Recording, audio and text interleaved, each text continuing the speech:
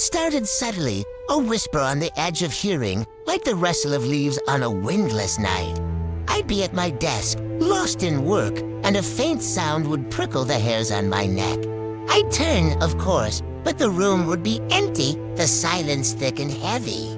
I blamed it on stress, on an old house settling, on an overactive imagination fueled by too much coffee and too little sleep. But the whispers didn't stop. They grew not in volume, but in clarity. At first, it was just unintelligible murmurs. Then words started to form, fragments of sentences that made no sense. Left it, a voice would sigh, seemingly right behind me. Should have. It would trail off. Each time, I'd spin around, my heart hammering against my ribs, only to find nothing. The voice was always male, a dry, raspy sound like sandpaper on old wood. I started checking the locks obsessively, peering under the bed before daring to climb in, leaving lights on in every room. My home, once my sanctuary, had become a source of constant, creeping dread. I tried playing music, keeping the TV on for background noise, anything to drown out the spectral intruder. It worked for a while. The silence was filled, and for a few days, I almost convinced myself it had all been in my head. Then one evening, as I was washing dishes, the music in my headphones suddenly cut out. The silence that followed was deafening, absolute. And in that silence, clear as day, a voice spoke directly into my ear. "Found you." I dropped the plate, and it shattered across the floor, the sound echoing the shattering of my own composure. I ripped the headphones off and scrambled back, my eyes darting around the empty kitchen. There was no one there. There was never anyone there. But I had heard it. I wasn't imagining it. This was real. The fear became a constant companion, a cold knot in my stomach that never loosened. I started talking back to it, my own whispers a desperate attempt to reclaim my space. "Who are you?" I'd ask the empty air. "What do you want?" The only answer was the oppressive silence that followed. I confided in my friend, Sarah, over coffee one afternoon. I watched her face as I explained everything, expecting skepticism, maybe even a gentle suggestion to see a therapist. Instead, her expression was one of dawning horror. She told me about the previous owner of my house, a reclusive man named Arthur Finch. He had passed away in the house, undiscovered for weeks. The cause of death was officially natural, but rumors had always circulated. He was paranoid, she said, always convinced someone was after him, that he had lost something important and was being hunted for it. The whispers started making a horrifying kind of sense. Left it, should have. Was this Arthur, his spirit trapped, forever searching? The thought sent a chill down my spine that had nothing to do with the cafe's air conditioning. That night, I couldn't sleep. Every creak of the floorboards, every groan of the pipes, sounded like footsteps. I lay rigid in my bed, staring at the ceiling, my ears straining. And then it came. Not a whisper this time.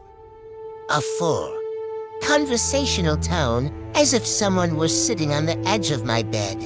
"It's in the walls," the voice said, calm and matter of fact. I froze, not daring to breathe. He put it in the walls. Before they came, my blood ran cold. He? Who was he? Was Arthur not the source? My terror was now mixed with a morbid curiosity. What was in the walls? And who was this new he the voice spoke of? The next day, I armed myself with a hammer and a crowbar. I felt insane, but the need to know was overwhelming. I started in the study, the room where the whispers had first begun. I tapped along the old plaster, listening for a hollow sound. Finally, near the floor behind the bookshelf, I found it. A section that sounded different, less solid. My heart pounded as I swung the hammer. Plaster dust flew, and with a crack, a hole appeared. I worked frantically, pulling away chunks of lath and plaster. Reaching inside, my fingers brushed against something cold and metallic. It was a small, locked metal box. It was heavy, far heavier than its size suggested. I carried it to the table, my hands trembling. There was no key. Driven by an unstoppable compulsion, I used the crowbar to pry it open. With a loud screech of tortured metal, the lid sprang back. Inside, nestled on faded velvet, was an old reel-to-reel tape in a small, leather-bound journal. I opened the journal first. The handwriting was cramped and frantic. It was Arthur's diary. The first few pages were mundane, but they quickly descended into a spiral of paranoia. He wrote about a voice he was hearing, a voice that was telling him things, guiding him. A voice that had told him to hide a confession from a man named Elias. Arthur wrote that Elias had been his business partner, and the tape was Elias's confession to a terrible crime, one that Arthur had helped cover up. Arthur was terrified Elias would come back for the tape. His last entry was chilling. He's here. I could hear him breathing outside my door. The voice told me he would come. It's too late. My stomach churned. Arthur wasn't the ghost. He was the first victim of whatever was in this house. The voice he heard. Was it the same one I was hearing? Was it warning me too? Suddenly, a whisper slithered from right behind me, colder and more menacing than ever before. He knows you.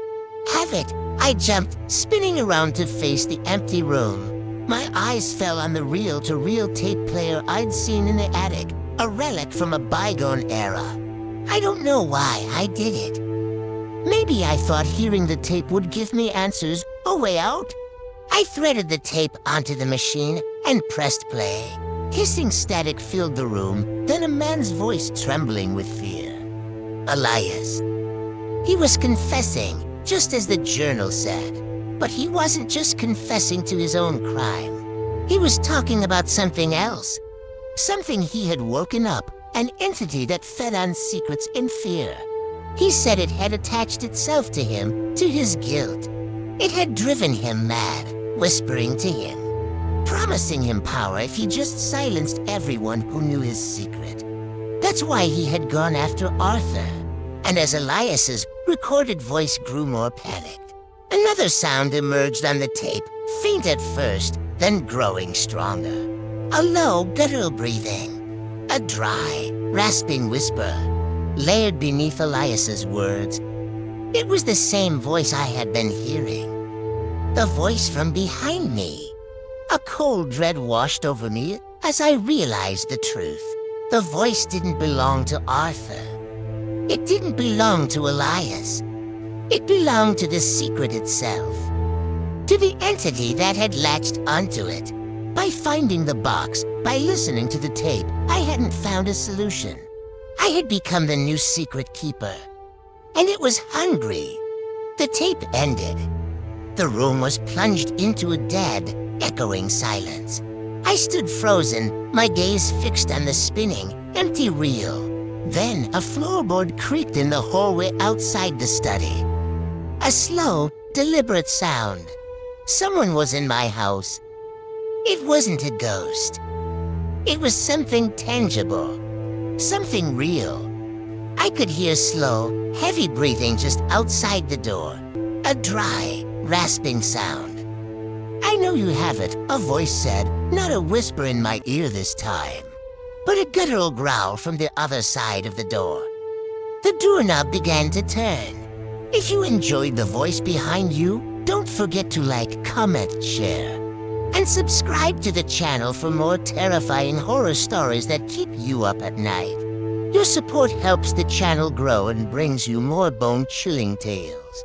Sleep well, if you still can.